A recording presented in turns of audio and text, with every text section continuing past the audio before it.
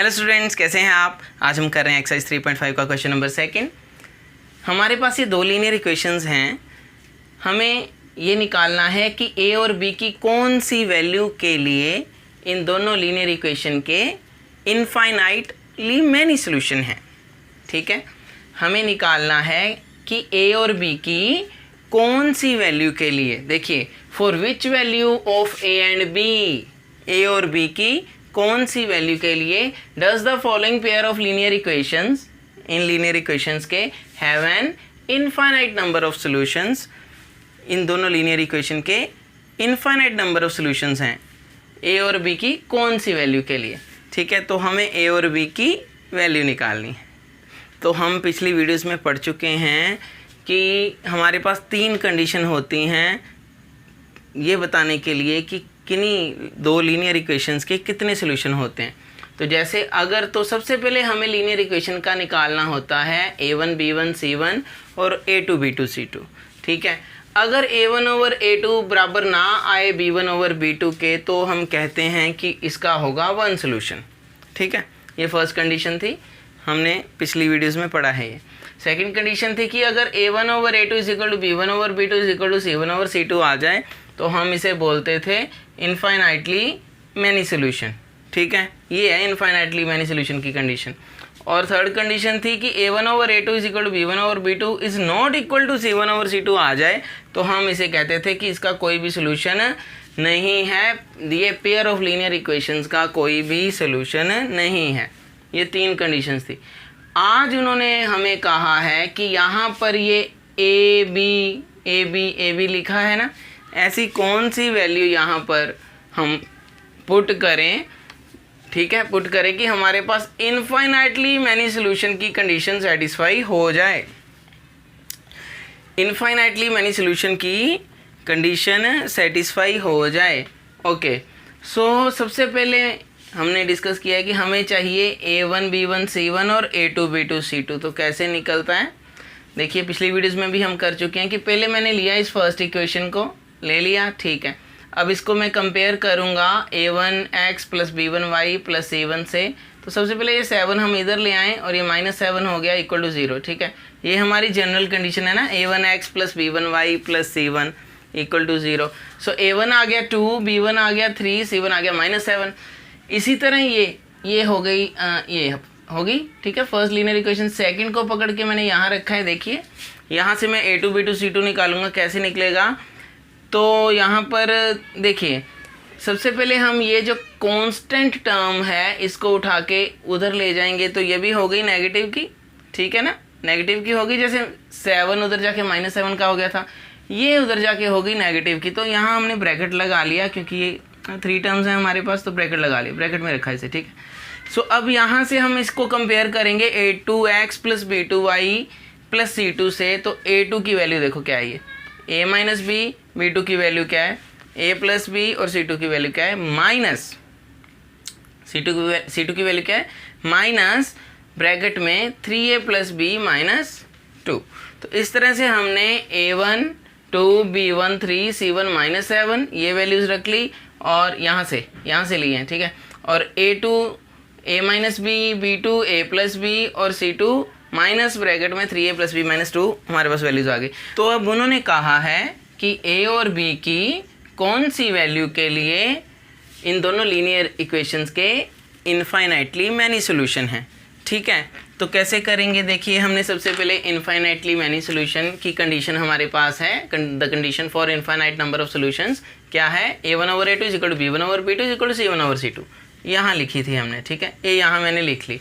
अब ये कंडीशन है, उन्होंने कहा कि इनफाइनाइट नंबर ऑफ सॉल्यूशन हैं, तो हमने कहा ठीक है, इसका मतलब a1 over a2 is equal to b1 over b2 is equal to c1 over c2 आएगा। ठीक है, आएगा ना, क्योंकि उन्होंने कहा है कि have an infinite number of solution, उसके हैं। अब ए बी की वैल्यू निकाल लो। ठीक है, कौन सी वैल्यू के लिए, तो हमने अगर इनफाइनाइट नंबर सॉल्यूशन है तो बस a1 की वैल्यू पुट कर दी यहाँ, a2 की यहाँ, b1 की यहाँ, b2 की यहाँ, c1 की यहाँ, c2 की यहाँ। ठीक है, हमारे पास ये आ गया। अब यहाँ से हमारे पास 2 केस आएंगे। ठीक है, केस 1। ओके, केस 1 आएगा कि हम इन दोनों को लेंगे। ठीक है, और यहाँ से एक इक्वेशन आ जाएगी। देखिए कैसे, जब मैं इसको 2/a minus b is equal to क्या है 3/a प्लस बी लूँगा। ठीक है, पहले हम ये लेंगे, दोनों तीनों इक्वल है ना, तो पहले ये दो लेने हैं हमने। ठीक है, एक केस में ये दोनों ले लिए, सो ले लिया। अब देखिए एक इक्वेशन आएगी, ये मैंने दोनों ले लिए 2/a minus b equal to 3/a plus b. अब करेंगे क्रॉस मल्टीप्लाई, सो करें 2 into a plus b equal to 3 into a minus b. तो ये कितना आ गया 2a plus 2b is equal to 3a minus 3b। ठीक है, सो ए हम उधर इकट्ठे कर लेते हैं और b भी इधर, तो ये क्या आ गया 2a माइनस 3a, 3 उधर जाके माइनस का हो गया और यहाँ माइनस 3b था और इधर आके 2b भी माइनस का 2b हो गया। ठीक है, तो ये कितना आ गया हमारे पास -1 है और यहाँ कितना आ गया -5b। तो यहाँ से हमारे पास क्या आ रहा है, देखिए a is equal to -5b over -1 means ये तो कटेगा, a is equal to 5b आ गया हमारे पास। क्लियर है, a is equal to 5b, ये हमारे पास फर्स्ट केस से एक इक्वेशन आ गई, फर्स्ट इक्वेशन इसे बोल देते हैं। ठीक है, अब देखिए केस 2 में मैं ये दो को ले लूँगा, आप कोई भी दो ले सकते हो। ठीक है, फर्स्ट थर्ड भी ले सकते हो, मैंने ये सेकंड और ये थर्ड वाला ये ले लिया केस 2 में। ठीक है, फर्स्ट केस हमने ये लिया था, तो यहाँ से एक हमारे पास इक्वेशन आ गई इज इक्वल टू 5b। अब सेकंड केस में मैं ये दोनों लूँगा, वहाँ ले रहा हूँ। ठीक है, तो देखिए क्या आएगा, फिर करेंगे क्रॉस मल्टीप्लाई, ये तो माइनस माइनस पहले कट गया। ठीक है, कट गया, माइनस माइनस रब कर दिया। अब ये क्या आएगा 3 into 3a plus b minus 2 equal to 7 into a plus b. ठीक है, हो गया। अब ये आ गया 9a 3 3 जा ना, 3 3 जा 9a into 3b minus 3 2 6 7a plus 7b। ठीक है, सो यहाँ पर 9a प्लस 3b कांस्टेंट उधर ले जाते हैं और ab वाले इधर ले आते हैं। ठीक है, सो क्या होगा ये -7a माइनस 7b और 6 इधर आके प्लस का हो गया, 7b उधर जाके माइनस का हो गया। तो ये 9a माइनस 7a कितना हो गया 2a। ठीक है, और 3b minus 7b minus 4b equal to 6। ठीक है, ये हमारे पास आ गई इक्वेशन नंबर सेकंड। ठीक है, सेकंड इक्वेशन आ गई। यहाँ हमारे पास फर्स्ट आई थी a इक्वल टू 5b, उसको पुट कर देते हैं यहाँ पर, ये a की जगह ये आया ना 2a minus 4b equal to 6, यहाँ पर a की जगह मैं पुट कर दूंगा ये जो फर्स्ट इक्वेशन हमारी आई थी, ये a is equal to 5b। So put a is equal to 5b है। हाँ, सो यहाँ कर रहे हैं a की जगह 5b लिख दिया मैंने, तो हमारे पास क्या आएगा, ये हो गया 10b minus 4b equal to 6।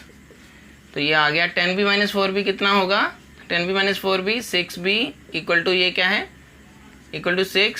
So b की वैल्यू हमारे पास आ रही है 6 ओवर 6, ये कट के क्या आ गया, b की वैल्यू कितनी आ गई 1। सो b की वैल्यू आ गई हमारे पास 1। ठीक है, b की वैल्यू आ गई 1। अब b की वैल्यू आ गई है 1, इसको कहाँ पुट करें, यहाँ कर देते हैं, हमारे पास a की भी वैल्यू आ जाएगी। अब हमारी ये जो b की वैल्यू आई 1, इसको हम पुट कर देंगे इस फर्स्ट इक्वेशन में। So put b is equal to 1 in ये a is equal to 5b में, a is equal to 5b में अगर मैं पुट कर दूँ b की जगह 1, तो क्या आ रहा है, ये आ गया हमारे पास a इज इक्वल टू 5। ठीक है, सो b की वैल्यू आ गई 1, a की वैल्यू आ गई 5। तो अगर अब यहाँ पर देखिए आपके सामने, अगर मैं a की जगह 5 पुट करूँ और b की जगह 1 पुट करूँ, जहाँ जहाँ a b है वहाँ पक्का देखिए ये तीनों इक्वल आ जाएंगे।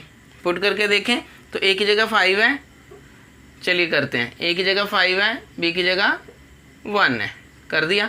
a की जगह 5 है, b की जगह 1 है, ओके। a की जगह 5 है, a की जगह 5 है, ओके, और b की जगह 1 है। तो इस तरह से हमने a की जगह 5 और b की जगह 1 जब पुट किया, तो हम ये चेक कर रहे हैं। अब उन्होंने कहा था ना कि ऐसी कौन सी वैल्यू a और b की होगी, ठीक है, ऐसी कौन सी वैल्यू a और b की वैल्यू है जिसके लिए इसके इनफाइनाइट नंबर ऑफ सोल्यूशन हैं इस पेयर ऑफ लीनियर इक्वेशन के। तो यहाँ मैंने a और b की वैल्यू पुट की, देखिए बराबर आ जाएगा। 5 माइनस 1 कितना है 4, 5 प्लस 1 6, और ये माइनस माइनस कट गया, माइनस माइनस कट गया, हटा दो इसे।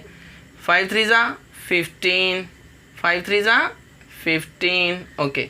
सो 15 + 1 16, 16 - 2, देखिए ना 15 + 1 16, 16 - 2 14, तो यहाँ 14 लिख देते हैं। आप देखिए ये वेरिफिकेशन कर रहे हैं हम कि देखिए हमारा जो आंसर आया तीनों इक्वल आएंगे। आ गया देखो 2 1 = 2, 2 2 = 4, 3 1 = 3, 3 2 = 6, 7 1 = 7, 7 2 = 14। आ गया ना 1/2 = 1/2 = 1/2।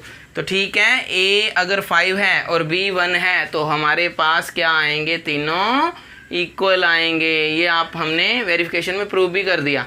ठीक है, तो ये सही वैल्यू आई है हमारी ए 5 बी 1। तो हमारी ये जो पेयर ऑफ लीनियर इक्वेशन है इसके कितने सोल्यूशन होंगे, have an infinite number of solution होंगे जब हम ए की जगह 5 पुट करेंगे और बी की जगह 1 पुट करेंगे। तो स्टूडेंट्स क्वेश्चन सेकंड का सेकंड पार्ट है हमारे पास, for which value of k will the following pair of linear equations have no solution. अब इन्होंने क्या कहा है कि हमें ये पेयर ऑफ लीनियर इक्वेशन दिया है एक, ठीक है, दो लीनियर इक्वेशन दी हैं। अब के की कौन सी वैल्यू हम यहाँ पर पुट करें, के की कौन सी वैल्यू के लिए इन दो लीनियर इक्वेशंस के जो सोल्यूशन है वो नो सोल्यूशन मीन्स कोई भी सोल्यूशन नहीं है। इन दोनों लीनियर इक्वेशन का हैव नो सोल्यूशन, कोई भी सोल्यूशन नहीं है। अब हमने डिस्कस किया है 3 कंडीशन होती हैं हमारे पास, एक 1 सोल्यूशन है, एक इनफाइनाइटली मैनी सोल्यूशन, एक नो सोल्यूशन। ये कंडीशन है नो सोल्यूशन की, है ना। तो इस नो सोल्यूशन की कंडीशन को सेटिस्फाई फिर करेगा, क्योंकि उन्होंने कहा है कि के की कौन सी वैल्यू के लिए इन दोनों लीनियर इक्वेशन के पास नो सोल्यूशन, कोई सोल्यूशन नहीं है। ठीक है, तो क्या है हमारे पास, हमने लिख लिया ये कंडीशन फॉर नो सोल्यूशन, यहाँ मैंने लिख दिया है a1/a2 = b1/b2 is not equal to c1/c2, यहाँ पर लिख दिया। अब इसके लिए हमें a1 b1 c1 a2 b2 c2 चाहिए, तो हम जैसे पहले निकाला था वैसे ही निकाल रहे हैं। कंपेयर करेंगे फर्स्ट इक्वेशन का a1x + b1y + c1 से, तो a1 आ गया 3, b1 आ गया 1, c1 आ गया -1। ठीक है, इस 1 को उधर ले गए ना, हम ले जाते हैं, है ना, ये -1 हो गया = 0। इसी तरह ये 2k + 1 को उधर ले गए हम, तो ये हो गया माइनस ब्रैकेट में 2k + 1 = 0। ठीक है, सो ये इसको कंपेयर किया हमने a2x + b2y + c2 से। सो a2 की वैल्यू आ गई 2k - 1, b2 की वैल्यू आ गई k - 1, c2 की वैल्यू आ गई माइनस ब्रैकेट में 2k + 1। अब यहाँ a1/a2 = b1/b2 is not equal to c1/c2, क्योंकि इन लीनियर इक्वेशंस का क्या है, नो सोल्यूशन, कोई सोल्यूशन नहीं है इनके पास। तो ये वाली कंडीशन फिर सेटिस्फाई करेगी। तो हमने a1/a2 की जगह 3/2k - 1, b1/b2 की जगह k/1/k1 - 1 is not equal to c1/c2 की जगह -1/-2k + 1 पुट कर दिया। ठीक है, तो अब यहाँ पर हम क्या करेंगे, देखिए अब k की कौन सी वैल्यू के लिए ये दोनों पहले इक्वल होंगे, ये देखते हैं। ठीक है, k की कौन सी वैल्यू के लिए ये दोनों इक्वल होंगे, ये दोनों, तो उसके लिए देखिए मैंने ये यहाँ पर ले लिया है 3/2k - 1 = 1/k - 1, इसको क्रॉस मल्टीप्लाई किया 3 × k - 1 और 1 को 2k - 1 से मल्टीप्लाई किया। सो 3 × k 3k, 3 × 1 3, 1 × 2k 2k, 1 × 1 1। ठीक है, तो ये 3 उधर चला गया, पॉजिटिव का हो गया, 2k इधर आ गया तो माइनस का हो गया। 3k - 2k 1k, है ना, 3k - 2k 1k यानी कि k, और 3 - 1 2, तो k की वैल्यू 2 आ गई। ये जो k की 2 वैल्यू आई, इसको अगर हम यहाँ पुट करें तो ये दोनों बराबर आएंगे। तीनों में अगर हम पुट करें यहाँ पर तो पक्का ये दोनों इक्वल आ जाएंगे और ये नॉट इक्वल आएगा। यहाँ मैं आपको पुट करके दिखाता हूँ। ठीक है, देखिए ये है ना 3/2k 2k - 1 = 1/k - 1 is not equal to -1/-2k + 1। ठीक है, ये माइनस माइनस तो कट गया। ठीक है, इसको हटा दें, हो गया।